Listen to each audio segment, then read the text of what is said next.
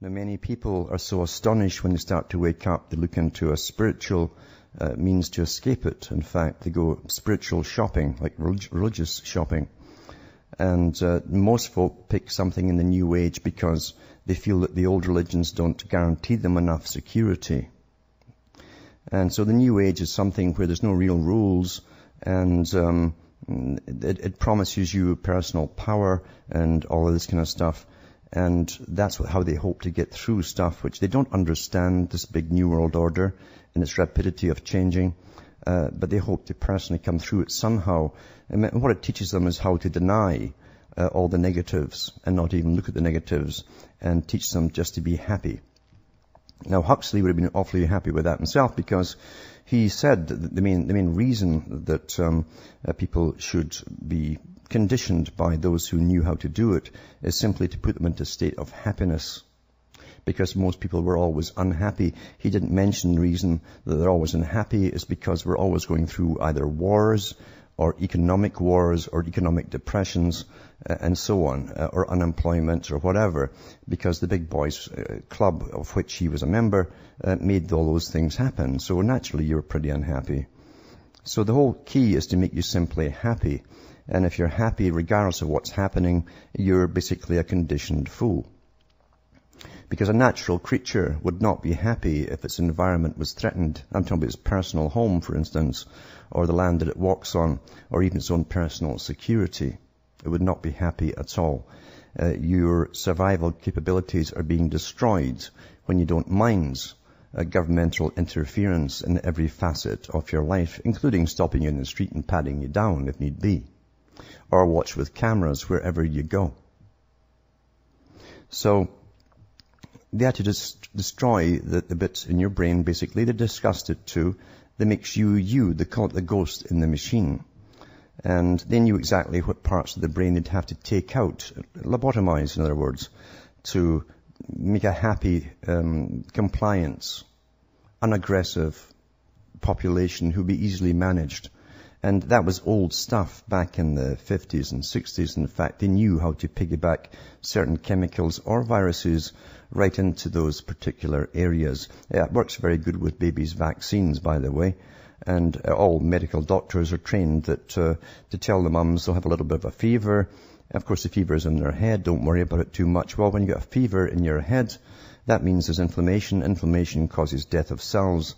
And, well, according to their reasoning at the top, they are doing a good job. They're making more compliant citizens who won't make much of a fuss going through life. And I'm quite serious about this, quite serious. The doctors don't know. They only believe what they're told as well. And as I say, you have to compare it to the writings of people like Arthur Kessler, who worked at the United Nations for a while in between jobs at MI5 for Britain. And he talks about having the necessity of lobotomizing people for world peace, and how at the United Nations they were doing many experiments. It was a joint venture with Russia, the US, and other countries, Britain and so on, to find the best ways to do this. And personally, I look around me and I really think it has been done. They did, mind you, say they wouldn't have to necessarily inoculate. They could do that, or they could put it in your water, or they could put it in your food itself, and target specific parts of the brain. And I truly think that has happened. And it comes out more and more when you read other guys who are involved in these various experiments. Now, Aldous Huxley himself only became animated and excited when he talked about Tavistock and the experiments they were doing there in the 40s and 50s. And he became excited when they talked about the brains of the different patients that they could experiment on and stick wires in them and get them to sit down and stand up and turn around and stuff like that. But then you find they were already doing it remotely in other areas too. And everyone out there, I'm sure, has heard about Dr. Jose M.R. Delgado. Well, Delgado worked for the FBI, CIA, the NSA, and all the others, alphabet soup agencies, and big academia, of course, with massive grants into the area of neuroscience and neuropsychiatry.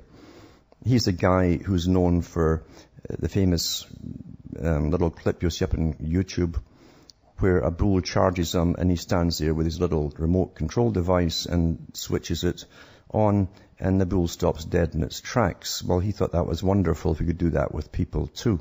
But here's what he said. He says, we need a program of psychosurgery for political control of our society. Now, you got to understand, when these people are speaking, they're not coming out with their own particular ideas or giving a wish list if it was a different world and I was in charge. No, these guys were in world meetings to find world peace by lobotomizing the brain. So when you read this kind of stuff, take it for real. Most folk cannot accept that these things are real. They cannot accept. Even if you show them the evidence, even if you could get the characters right in front of their faces, they'd still refuse to believe they really mean what they say. Those people are gone, folks. So he says we need a program of psychosurgery for political control of our society. The purpose of physical control of the mind. Everyone who deviates from the given norm can be surgically mutilated. The individual may think that the most important reality is his own existence, but this is only his personal point of view. Man does not have the right to develop his own mind. We must electronically control the brain. Someday, armies and generals will be controlled by electronic stimulation of the brain. And that's when he was director of neuropsychiatry at Yale University Medical School. And that's Congressional Record number 26, volume 118, February 24, 1974. And he worked with the Huxleys, and both the Huxleys in fact. And he also worked with the Russells, and they all knew each other because they sat in on big meetings that were highly sponsored by the big foundations in league with their own governments to promote this. Incredible funding they had too, and they still have today, the ones who've come on since then. Incredible funding. And of course, Brzezinski loved that kind of stuff, and he touched on it in his own book, Between Two Ages, and the chapter on technotronics. They've gone even further where they can actually, without implanting your brain, they can actually send waves over a whole continent, as Brzezinski said, and make folk either placid, unhappy, suicidal, whatever, depends on the particular frequency that they wanted to use. I'll be back with more after this break.